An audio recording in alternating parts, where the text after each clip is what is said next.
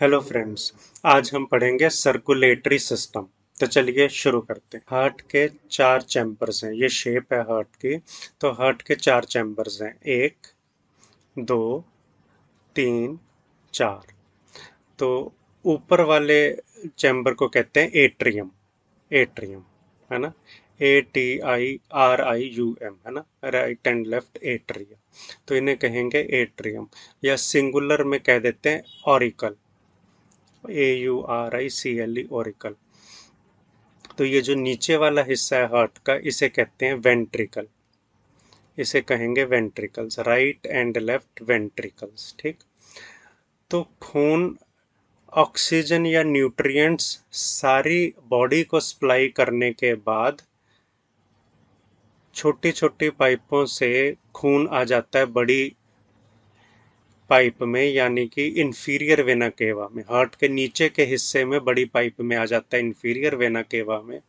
Inferior vena cava में से deoxygenated blood nutrients देने के बाद आ जाता है राइट एट्रियम में, ठीक। आ गया यहाँ पे राइट एट्रियम में। और बॉडी के ऊपर वाले हिस्से से आ जाता है सुपीरियर वेना केवा के थ्रू राइट एट्रियम में। नीचे के हिस्से से इंफीरियर वेना केवा के थ्रू आ गया, ऊपर के हिस्से से सुपीरियर वेना केवा के थ्रू आ गया राइट एट्रियम में। राइट एट्रियम यहाँ पे पेसमेकर लगा रहता है। पेसमेकर से इलेक्ट्रिकल सिग्नल्स जनरेट होते हैं ब्रेन के दिशा निर्देश में। ब्रेन के पीछे के हिस्से में ब्रेन स्टेम से इलेक्ट्रिकल सिग्नल्स चलते हैं जो मसल्स को के ऊपर एक्ट करते हैं और मसल्स पंप करते हैं, ना। तो यहाँ पे जब खून इकट्ठा हुआ तो बाहर के साथ ही ये वॉल्व्स खुल गए, है ना। इन वॉल्व्स को, क्योंकि एट्रियम और वेंट्रिकल के बीच में है, तो एट्रियो वेंट्रिकुलर वॉल्व्स कह देते हैं। एट्रियम और वेंट्रिकल के बीच में एट्रियो वेंट्रिकुलर वॉल्व्स भी कह देते हैं। राइट साइड वाले को ट्राइकस्पिड वॉल्व भी कह देते हैं। ट्राइकस्पिड क्योंकि तीन कस्प हैं, एक, दो, तीसरा दिखाई नहीं दे रहा, तो तीन कस्प यहाँ पे रहते हैं, ट्राइकस्पिड वॉल्व कह देते हैं।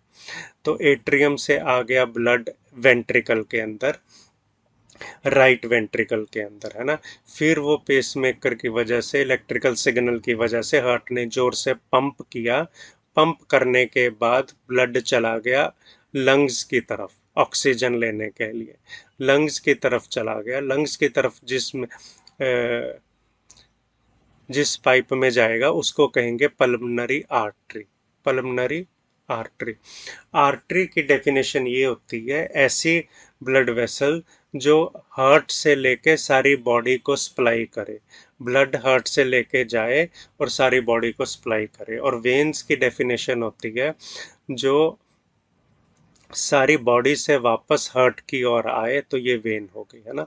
अब यहाँ से पाइप जा रही है हार्ट की तरफ। हार्ट की तरफ जा रही है, लेकिन है उसके अंदर डीऑक्सीजनेटेड ब्लड, लेकिन कहते हैं उसको पल्मनरी आर्टरी। कहते हैं उसको पल्मनरी आर्टरी। तो आर्टरी की डेफिनेशन ये नहीं रहेगी कि ऑक्सीजनेटेड ब्लड है जिसमें। आर्टरी की डेफिनेशन ये रहेगी जो ब्लड हार्ट से लेके जा रही है। तो ये एक एक्सेप्शन है पल्मनरी आर्टरी। यहाँ से ब्लड जाएगा, लेकिन पल्मनरी आर्टरी के अंदर डीऑक्सीजनेटेड ब्लड जाएगा लंग्स के अंदर। लंग्स के अंदर फिर वो एल्वियोलाई के अंदर, जहाँ पे ऑक्सीजन जाके लंग्स के अंदर आता है, लास्ट पार्ट उसको एल्वियोलाई कह देते हैं। एल्वियोलाई से ऑक्सीजन आ जाता है, ब्लड के जिस हिस्से पे टच होता है उसको कहते हैं हीम। ऑक्सीजन हीम से जाके अटैच हो जाएगा। जैसे अगर आयरन बाहर पड़ा हुआ है, ऑक्सीजनेशन होगी, ऑक्सीजन के टच में आएगा तो वो उसका कलर ब्राउन या रेड होने लग पड़ता है। तो इसी वजह से हमारे खून का रंग भी लाल है। ऑक्सीजनेशन होगी, ऑक्सीजन टच होगा हीम पे जाके, खून रंग लाल होगा वहाँ पे। फिर वो ऑक्सीजन लेके जो जिस पाइप में वापस आएगा उसे कहेंगे पल्मनरी वेन्स। है वो पल्मनरी वेन, लेकिन आएगा उसके अंदर ऑक्सीजनेटेड ब्लड। लंग्स के अंदर कह लो प्यूरिफाई होके, या कह लो ऑक्सीजन कैरी करके, कार्बन डाइऑक्साइड वहां पे दे दिया उसने लंग्स को, और बाहर निकल गई, ऑक्सीजन लेके आ गया पल्मनरी वेन के थ्रू। और है वो पल्मनरी वेन लेकिन है उसके अंदर ऑक्सीजनेटेड ब्लड। तो पल्मोनरी वेन के साथ आ गया ब्लड यहाँ पे लेफ्ट एट्रियम में, लेफ्ट एट्रियम से फिर वो आ गया लेफ्ट वेंट्रिकल में।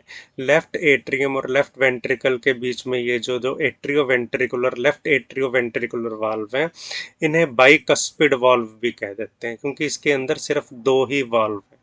इसके अंदर 3 वाल्व है, इसके अंदर 2 ही वाल्व है ना। तो कईयों के वाल्व भी खराब हो जाते हैं। होम्योपैथी में नाचा बड़ी स्पेसिफिक मेडिसिन है, वाल्व को ठीक करती है, सांप के जहर से बनती है।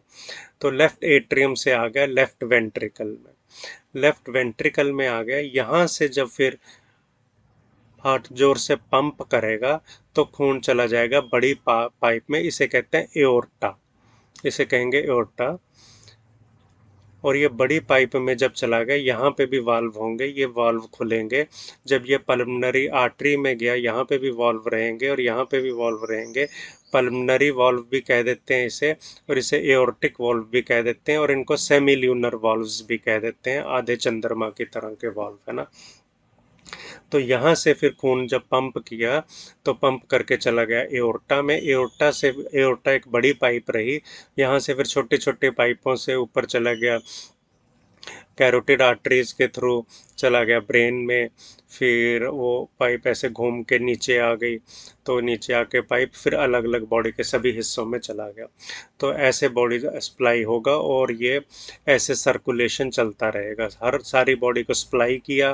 फिर वो सप्लाई करने के बाद आ गया फिर से इन्फीरियर वेना केवा और सुपीरियर वेना केवा के थ्रू राइट एट्रियम में, फिर वेंट्रिकल में, फिर ऑक्सीजन लेके फिर लेफ्ट एट्रियम में, लेफ्ट वेंट्रिकल में। तो ये सर्कल चलता रहता है, इसलिए इसको कहते हैं सर्कुलेटरी सिस्टम। तो कहने को मैंने ऐसे समझाया कि राइट वेंट्रिकल पंप करेगा, फिर लेफ्ट वेंट्रिकल, ये करते करीब करीब इकट्ठा ही है। राइट वेंट्रिकल ने पंप किया तो चला गया हार्ट में, लेफ्ट वेंट्रिकल ने पंप किया तो चला गया सारी बॉडी में। और जब राइट वेंट्रिकल ने पंप किया, ये वाले वॉल्व उस प्रेशर की वजह से बंद हो गए, तो हार्ट की साउंड आती है लब। जो दो मेन साउंड्स होती हैं, पहली साउंड आती है, ये दोनों बंद होते हैं लब की। और फिर जब बैक फ्लो होता है, यहाँ से पल्मोनरी आर्टरी में चला गया या एओर्टा में चला गया, बैक फ्लो की वजह से ये वाल्व्स बंद होती है, तो दूसरी आवाज़ आती है डब की, लब डब लब डब। हार्ट की धड़कन जो सी चलती है आपको सुनाई देती है, हाथ रख के भी या स्टेथोस्कोप से लब डब की ऐसे दो मेन आवाजें आती हैं, है ना। आप देख रहे होंगे यहाँ पे दो तरह की इमेजेस है ना। एक में जब हार्ट रिलैक्स कर रहा है और एक में जब हार्ट पंप कर रहा है। जब हार्ट पंप कर रहा है तो दोनों वेंट्रिकल्स में से खून जा रहा है। हार्ट ने पंप किया, राइट वेंट्रिकल से चला गया शरीर लंग्स की ओर, और लेफ्ट वेंट्रिकल से चला गया बॉडी की ओर, है ना। ये आ गया हार्ट की शेप पंपिंग फेज में, और ये आ गई हार्ट की पोजीशन रिलैक्सेशन फेज में। तो जब पंप करेगा उसको कहेंगे सिस्टोल, सिस्टोल, है ना। ब्लड प्रेशर आप जानते होंगे ऊपर का और नीचे का, तो सिस्टोलिक और डायस्टोलिक होता है। सिस्टोलिक ब्लड प्रेशर हो गया 120, जब करीब हार्ट ने पंप किया जोर से, है ना। तो 120 से लेके 140 तक हम नॉर्मल गिन लेते हैं। और फिजियोलॉजिकली जैसे जैसे एज बढ़ती है आर्टरीज भी ढीली पड़ जाती हैं, तो फिजियोलॉजिकली ज़्यादा एज में बीपी 140 150 तक, 70 साल की उम्र में 150 तक भी नॉर्मल गिना जाता है। और डायस्टोलिक आ गया जब हार्ट रिलैक्स कर रहा है और ब्लड इनफ्लो हो रहा है, अंदर भर रहा है हार्ट, है ना।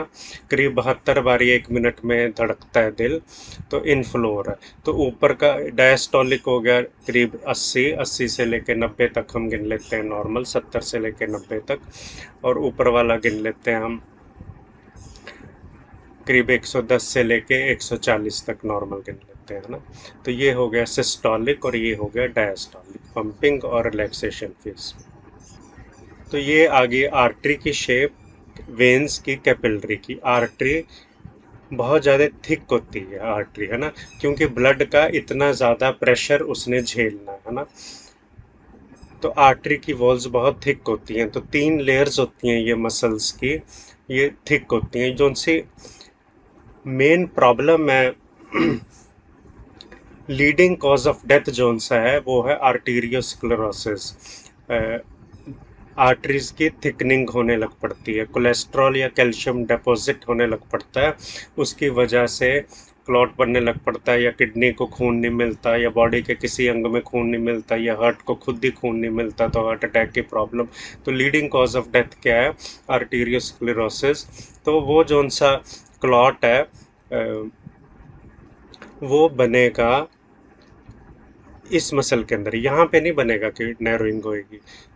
ये जोन सी इंटीमा है, ये जोन सी मसल है बीच वाली आर्टरी की, यहाँ पे डेपोजिशन होने लग पड़ेगी और फिर ये नैरोइंग होने लग पड़ेगी ब्लड वेसल की, है ना, स्पेस कम होने लग पड़ेगी, डेपोजिशन यहाँ इस लेयर पे होने लग पड़ती है ना।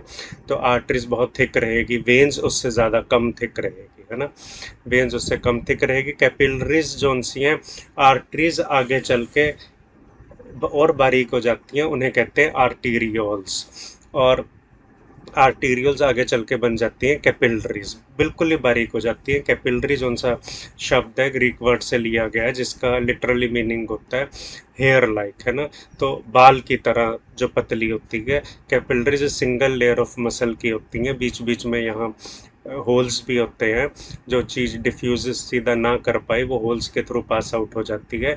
तो कैपिलरीज के थ्रू आदान प्रदान होता है ना। किस चीज़ का आदान प्रदान करेगी? आर्टरीज या ब्लड क्या ट्रांसपोर्ट करता है? एक ऑक्सीजन ट्रांसपोर्ट करेगा, सारे अंगों को ऑक्सीजन चाहिए, oxygen plus in glucose is equal to energy. खाने से जो हम खाना पचेगा ग्लूकोज की शेप में आएगा, ऑक्सीजन और ग्लूकोज मिलेगी तो एनर्जी मिलेगी। तो हर अंग को ऑक्सीजन चाहिए एनर्जी बनाने के लिए, तो ऑक्सीजन यहाँ से ट्रांसपोर्ट हो जाएगी, ठीक, आर्टरी से आएगा और कैपिलरी से ट्रांसपोर्ट हो जाएगी। कार्बन डाइऑक्साइड ट्रांसपोर्ट होगी, वेस्ट प्रोडक्ट आ गया, oxygen plus glucose is equal to energy, waste product होगा इसका carbon dioxide, carbon dioxide lungs के थ्रू बाहर निकल जाएगा, तो कार्बन डाइऑक्साइड की ट्रांसपोर्ट करेगा। और क्या करेगा? रेगुलेशन करेगा बॉडी के टेम्परेचर का, क्योंकि ब्लड फ्लो करेगा तो उस फ्लो की वजह से हीट जनरेट होगी, तो बॉडी के टेम्परेचर को रेगुलेट करेगा, है ना। और क्या फंक्शन होगा? वेस्ट प्रोडक्ट्स को एक्सक्रीट आउट करेगा, वेस्ट प्रोडक्ट्स को एक्सक्रीट आउट करेगा, ट्रांसपोर्ट करेंगे। कार्बन डाइऑक्साइड भी एक वेस्ट प्रोडक्ट है, लंग्स के थ्रू बाहर निकल गया। यूरिया, यूरिक एसिड, तो ये बाहर निकल जाएंगे, लीवर में बनेंगे, फिर किडनी के थ्रू बाहर निकल जाएंगे। तो फिर वो देने के बाद फिर वापस आ जाएगा खून वेन्स के थ्रू, ठीक। तो हमारे शरीर में आर्टरीज इतनी होती हैं कि धरती का चक्कर करीब 2 बारी लग जाए, है ना। तो ये किसी ने बॉडी डोनेट की हुई है, उनकी बॉडी है, तो कितनी आर्टरीज हैं या ब्लड वेसल्स हैं, जैसे ये एओर्टा आया, है ना, इससे जो सी ब्लड वेसल्स गई कैरोटिड आर्टरीज है, वो जो ऊपर दिखाई दे रही थी। यहाँ पे जो सी ये ऊपर बॉडी के हिस्से में होती हैं वेन्स, आर्टरीज थोड़ी नीचे होती हैं, वेन्स थोड़ी ऊपर होती हैं बॉडी के हिस्से में, है ना। तो ये डेमोन्स्ट्रेशन दे रहे हैं, बॉडी के बारे में बता रहे हैं। तो कहाँ कहाँ डेपोजिशन हो सकती है, क्लॉट्स बन सकते हैं, कैरोटिड आर्टरी में बन सकते हैं, तो ब्लड सप्लाई रुक जाएगी ब्रेन की और ब्रेन स्ट्रोक हो जाएगा। कैरोटिड आर्टरीज में ब्लॉकेज हो सकती है। एओर्टा आई, एओर्टा से कैरोटिड आर्टरीज ऊपर की ओर गई, यहाँ पे हो सकती है।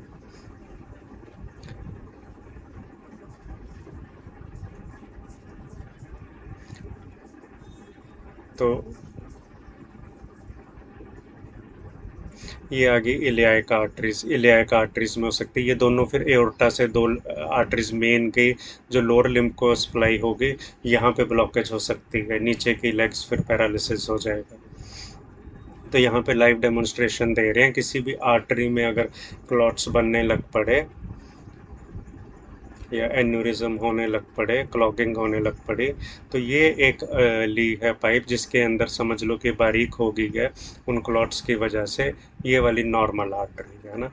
तो राइट वाली नॉर्मल आर्टरी और लेफ्ट वाली ब्लॉक्ड आर्टरी। करीब करीब 35 साल के बाद हर किसी की आर्टरी थोड़ी थोड़ी ब्लॉक होने लग पड़ती है, लेकिन अगर आप एक्सरसाइज कर रहे हो, रनिंग करते हो, तो वो लेट हो जाएगा, है ना, फिर वो जल्दी डेपोजिशन क्लॉट्स की नहीं होगी। तो ये समझ लो कि हार्ट को फिल कर दिया तो यहाँ से फिर ब्लड जाएगा नीचे।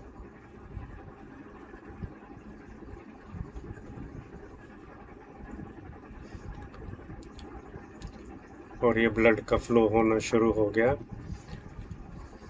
तो कितना फ़र्क पड़ गया वो आप देख लो। यहाँ पे सप्लाई किस स्पीड से हो रही है, यहाँ पे सप्लाई किस स्पीड से हो रही है। वो भर गया और ये खाली रह गया। तो जैसे किडनी में सप्लाई कम होगी, अब बॉडी को भी पता है कि किडनी में सप्लाई कम हो गई है। अब बॉडी कहेगी ब्रेन को, ब्रेन हार्ट को कहेगा और ज़ोर से पंप करो ताकि हार्ट पहुँचे। अब कहाँ कहाँ ब्लॉकेज हो सकती है ना। तो एक तो होगी कैरोटिड आर्टरीज, ये मेन पॉइंट हो गया। और ये होगी, ये इंटेस्टाइन्स को जाती है, ये किडनीज को गई, यहाँ पे ब्लॉकेज हो सकती है। और फिर ये इलियाक आर्टरीज है ना, ये 4 मेन ससेप्टिबल है। ये इलियाक आर्टरीज है, यहाँ पे हो सकती है, फिर लोअर लिम्स को जो जाती है वहाँ पे ब्लॉकेज हो जाएगी। तो ये 4 मेन चीज़ें जहाँ पे ब्लॉकेज हो जाती है। अब हार्ट को खुद को सप्लाई करने के लिए भी आर्टरीज चाहिए। हार्ट को जो ऑक्सीजन या न्यूट्रिएंट्स जिन आर्टरीज के थ्रू मिलता है, उन आर्टरीज को कहते हैं कोरोनरी आर्टरीज। तो ये रही कोरोनरी आर्टरी। तो कोरोनरी आर्टरी से हार्ट को सप्लाई मिलेगी। तो कोरोनरी आर्टरी में ब्लॉकेज आ जाएगी तो हार्ट अटैक की प्रॉब्लम आ जाएगी, है ना। तो ये कुछ हार्ट्स हैं, है ना, बॉडी डोनर्स ने दी है। ये बिल्कुल नॉर्मल हार्ट है, जैसा हमारा हार्ट होना चाहिए, एक मुट्ठी के शेप के जितना, है ना, या एक सेब के शेप के जितना हमारा हार्ट होना चाहिए। तो वो जो बाकी हार्ट दिखा रहे हैं वो बहुत हाइपरट्रॉफी होगी, यानी कि उसके सेल्स बढ़ गए हैं। एफिशिएंसी बढ़ाने के लिए हार्ट ने सेल्स बढ़ा ली। अब यहाँ पे हार्ट को खुद को खून नहीं मिल रहा, तो इस्कीमिया हो गया, यानी कि लैक ऑफ ऑक्सीजन की वजह से ये अंग डेड हो रहा है ना, वाइट हो गया बिल्कुल, ये खुद ही रेड नहीं है।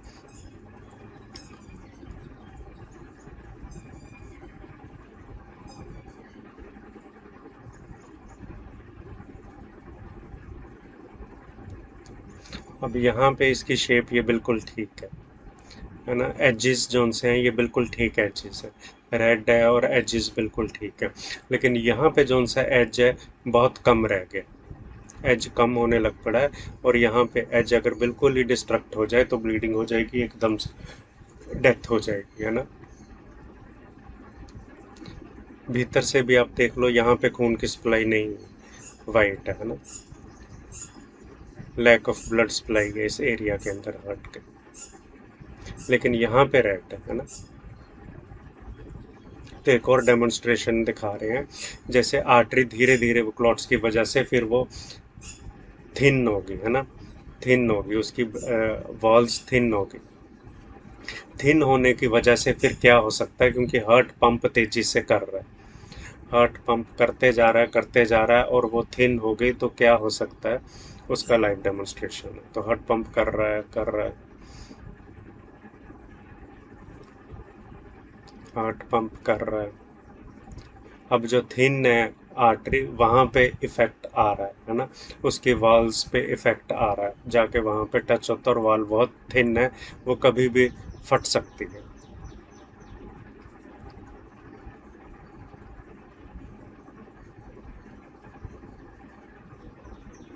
और वो फट गई, है ना। तो ऐसे डिस्ट्रक्शन हो सकती है। तो ये व्यक्ति बताता है कि ऐसे डॉक्टर बताते हैं कि ऐसी आवाज़ तो नहीं आएगी जैसे अब आवाज़ आई, लेकिन उनका जो सीनियर खड़ा है वो सीनियर बताता है मेरे एक पेशेंट को ऐसी आवाज़ आई थी, उसने बताई और उसके बाद उसकी डेथ हो गई। तो ये एओर्टा की शेप है, ये एओर्टा आ गया जो बिल्कुल नॉर्मल हेल्थी होना चाहिए, है ना। लेकिन ये एओर्टा आ गया, उसकी शेप देख लो जो बिल्कुल बड़ी हो गई है ना, खराब की वजह से। ये इसको खोल के दिखा रहे हैं, यहाँ पे ये डेपोजिशंस हो रही है ना, यहाँ पे ये डेपोजिशंस हो रही है,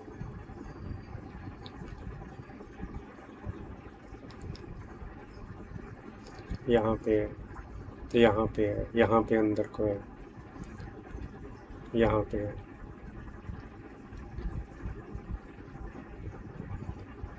या दूसरी तरफ से देखो तो समझ में आ जाएगा, ये निकले हुए ये डेपोजिशंस हैं।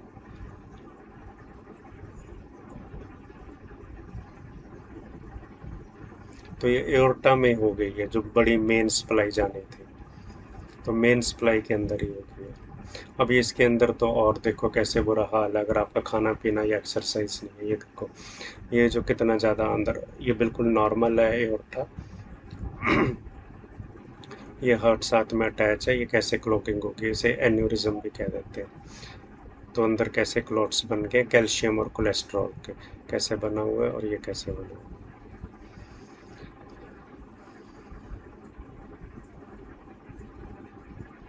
ये देख लो क्या हाल है।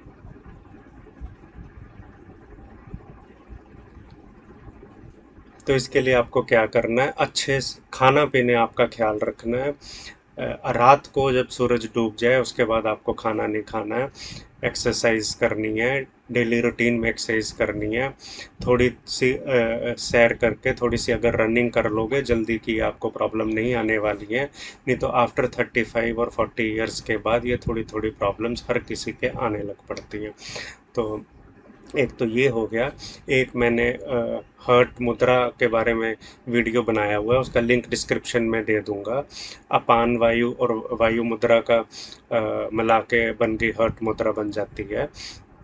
तो ये हो गई वायु मुद्रा, और इसके साथ ये अपान मुद्रा एकदम हार्ट अटैक से सॉर्बिट्रेट की गोली की तरह, प्रैक्टिकली ऐसा देखा है पेशेंट मैंने, जो एकदम से बच गया, जिसको हार्ट अटैक आ गया था, ऐसी मुद्रा लगाने के बाद वो होश में आ गया एकदम से। तो सॉर्बिट्रेट की गोली की तरह काम करती है ये मुद्रा। इसके ऊपर डिटेल वीडियो बनाया मैंने, लिंक डिस्क्रिप्शन में देख सकते हो। दूसरा, डाइट मैनेजमेंट करनी है, एक्सरसाइज करनी है, हार्ट मुद्रा लगानी है। तीसरा, हार्ट टॉनिक है ना, जो हार्ट टॉनिक है वो आप मेरे से परचेज कर सकते हो कम रेट्स पे। उसका भी वीडियो बनाया हुआ है, लिंक डिस्क्रिप्शन में हार्ट टॉनिक का दे दूंगा। तो उसमें वो आपकी हार्ट की एफिशिएंसी इंक्रीज करता है, प्लस ये जितनी डेपोजिशंस हैं इनको डिसॉल्व करता है ना। तो हार्ट टॉनिक बहुत ज़बरदस्त है, उसको आप यूज़ कर सकते हो। तो थैंक यू दोस्तों, thank you so much, hope you have enjoyed this journey. Bye.